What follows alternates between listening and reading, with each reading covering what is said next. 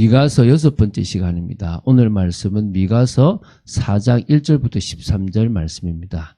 6절부터 8절 말씀을 합독하고 미가서 4장 전체를 보도록 하겠습니다. 자, 그러면 미가서 4장 6절부터 8절 말씀을 한 목소리를 합독하겠습니다.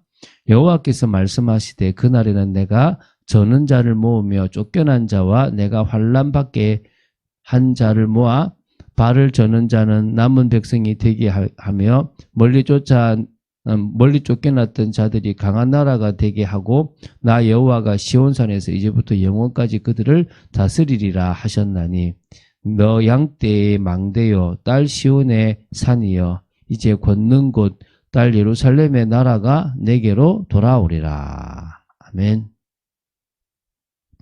미가서를 보고 있습니다. 세 편의 단편 예언집으로 구성되어 있다고 보시면 됩니다. 모두가 각각 전반부에는 심판과 어떤 그런 경고를 하고 있는 거고요. 또 그 이후에는 이 후반부에는 회복에 대한 예언을 하고 있다고 보시면 됩니다. 그게 이 세 편의 특징이 다 되는데 우리가 지금 1편 제1편 단편 예언을 봤고요. 이제 두 번째 단편 예언집을 보고 있습니다. 오늘은 두 번째가 3장 1절부터 5장 15절까지인데요. 그 중에서 오늘은 4장 1절부터 13절을 봅니다. 이 부분은 두 가지로 볼 수 있습니다. 먼저 앞부분은 끝날에 이게 이제 5절까지인데요. 있을 이방 민족들이 회심하게 되고 여호와의 판결로 평화의 시대가 도래하게 될 것이다라는 예언입니다. 그리고 두 번째는 이제 실제적인 이스라엘과 관계되어 있는 건데 포로 생활의 고통에 대한 경고, 또 그리고 포로 귀환, 그리고 선민 국가의 회복에 대한 그런 약속까지 이렇게 6절부터 13절까지 있다고 보시면 됩니다. 뭐 똑같은 패턴이니까 조금 빨리 지나가는 부분들을 보겠는데요. 의미들이 좀 있어요. 1절, 2절이 보면 뭐 이제 읽어볼게요. 끝날에 이르러는 여호와의 전에 산들의 꼭대기에 굳게 서며 작은 산들 위에 뛰어나고 민족들이 그리로 몰려갈 것이라.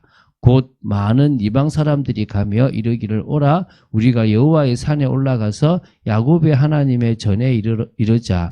그가 그의 도를 가지고 우리에게 가르치실 것이니라. 우리가 그의 길로 행하리라 하리니 이는 율법이 시온에서부터 나올 것이요 여호와의 말씀이 예루살렘에서부터 나올 것임이라. 이 말씀은 좀 들어본 말씀이죠. 그죠?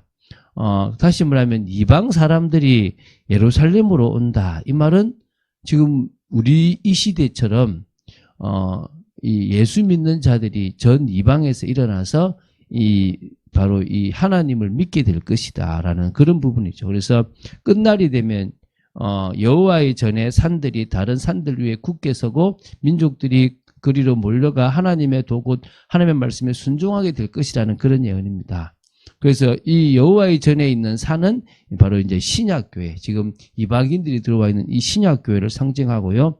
다른 산들은 세상의 모든 나라들을 상징하는 표현입니다. 그래서 결국은 이 신약교회가 민족이나 국가를 초월해서 하나님이 이루시고자 하는 세계 만민의 구원 사역을 감당하게 될 것이다. 그러니까 미가서에 이미 이방인들이 들어온다라는 사실을 기록하고 있다는 거예요. 그러면서 이제 3절, 4절에는 이 평화의 시대가 도래할 거라는 거예요.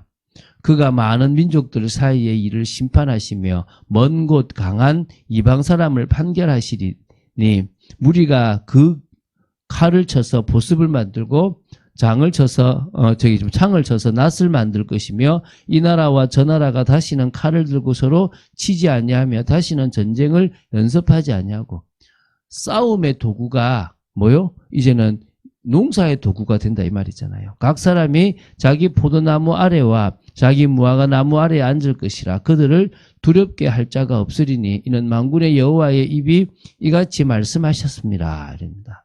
그러니까 다시 말하면 많은 민족들 사이에 판결하심으로 더 이상 민족들 사이에 분쟁이 발생할 여지가 없어지고 그래서 무기를 쳐서 농기구를 만들어서 평화의 시대를 만든다는 겁니다. 그래서 이것은 1차적으로 하나님의 통치를 받고 있는 교회에 임할 그리스도의 평강을 예언하고 있는 거고요. 그리고 더 나아가서 신약교회가 만들게 될 하나님의 나라, 영원한 하나님의 나라를 예표합니다. 그때가 되면 진정으로 끝나는 거죠. 근데 이 예언은 이 미가서에만 있는 것이 아니라 이 1절부터 4절의 예언이 이사야 2장 1절부터 4절에도 나타나는 겁니다. 다시 말하면 이스라엘 민족을 초월하여서 만민을 그 구성원으로 하는 이 신약교회가 설립되는데 그게 사실 오순절 성령 강림으로 시작되지 않습니까?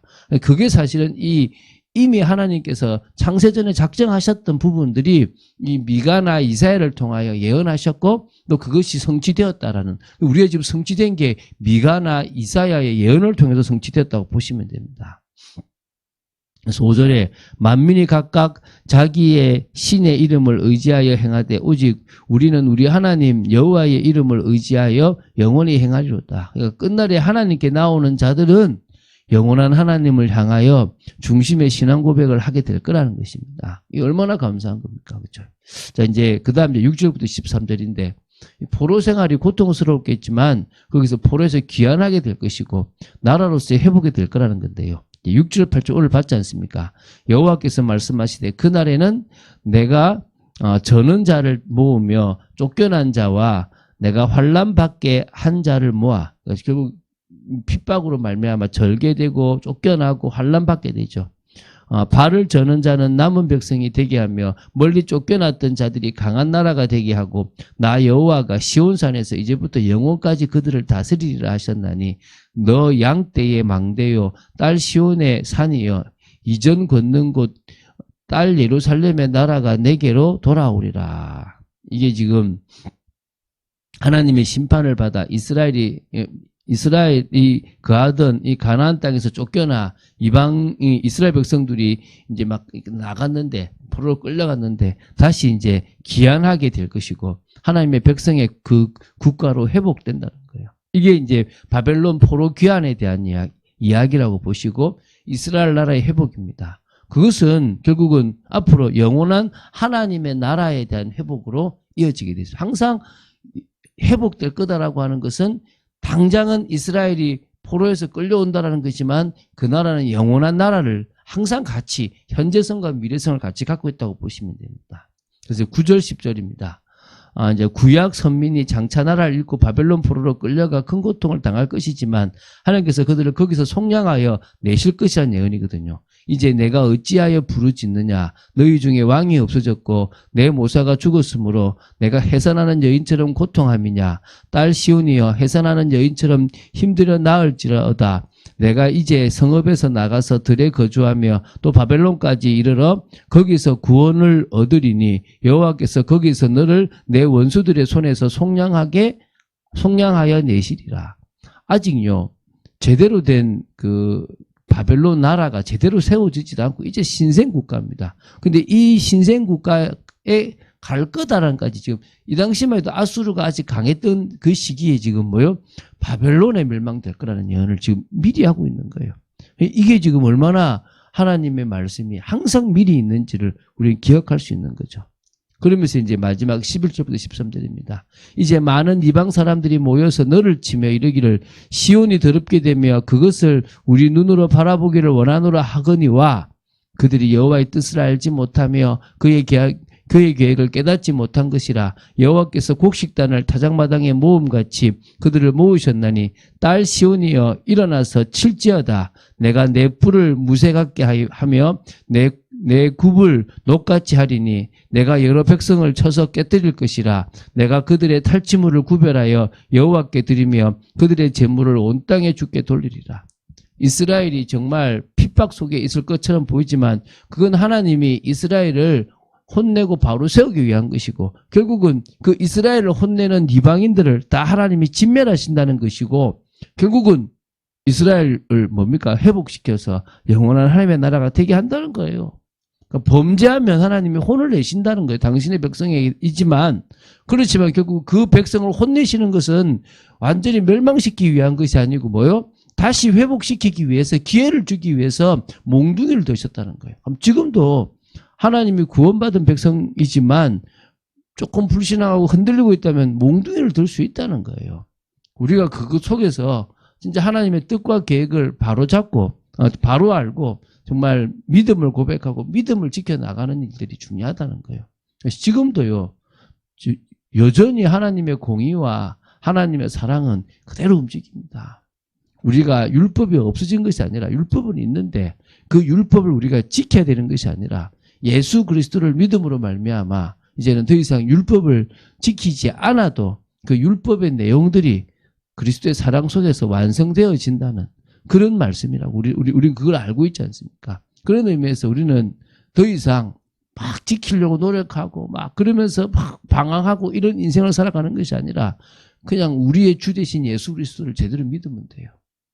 그러면 하나님께서 그 미가나 이사야를 약속했었던 신약교회가 회복되고 그 신약교회를 통하여 하나님이 당신의 일을 이루시고 결국은 당신의 나라를 세워나가실 거라는 겁니다. 그 속에 우리가 있습니다. 그 속에서 우리가 쓰임받게 될 거라는 거예요. 근데 이거를 교회에서 가만히 들어온 자들이 어떻게 합니까? 자꾸 틀린 교리를 말합니다. 율법 지킬 필요 없고 우리는 다 끝났다라고 이야기할 수 있다는 거예요. 예, 끝났습니다. 예수 그리스도 믿으면 끝납니다. 그 말은 율법과 상관없는 인생을 살아가는 게 아니라 막 죄짓고 타락하고 음란해도 된다 그런 말이 아닙니다. 우리는요 더 구별된 삶, 더 하나님이 원하시는 삶, 아직은 우리가 연약하고 넘어질 수 있는 그런 부족하지만 우리는 뭐요? 하나님이 원하시는 그 은혜의 삶을 살려고 하는 게 아니라 그 은혜를 주시는 하나님만을 바라보는 그런 신앙생활을 하겠다는 거예요. 그러면 그분의 은혜로 말미암아 그걸 지켜야 된다 말아야 된다가 아니라 구별된 삶, 하나님의 영광을 돌리는 삶이 사라지게 되겠죠. 오늘 저와 여러분의 삶이 정말 복음 속에 있는 복된 삶이 되어지기 바라고 정말 저희들이 말씀으로 딱 든든히 확립되어질 수 있습니다. 하나님이 기뻐하시는 말씀으로 늘 확립되어지고 늘 같은 말씀을 쭉 하고 있는데 이 미가서의 내용이 이미 이 신약시대가 오기 전 700년 전에 있었던 예언인데 그 예언대로 지금 신약시대가 이루어지고 신약시대가 세워진 지 약 2000년이 다 돼갑니다. 그 기간 동안에 지금 하나님의 뜻을 이루어가고 있다는 것입니다. 또 우리를 통해서 하나님은 또 당신의 뜻을 이루실 거라 믿습니다. 그 속에 있는 저와 여러분 되기를 주 예수 그리스도님 축원드립니다. 주는 그리스도시여 살아계신 하나님의 아들이심을 고백합니다. 저희들이 오늘도 말씀 따라가는 축복 속에 있기 원하며 이 미가서를 보면서도 저희들이 그 예언의 말씀이 이렇게 성취되고 있음을 확인합니다. 늘 흔들리지 말고 믿음으로 서 있는 저희들 되도록 지켜주시옵소서. 말씀으로 확립하는 저희들 되기 원합니다. 주 예수 그리스도 이름으로 기도드립니다. 아멘.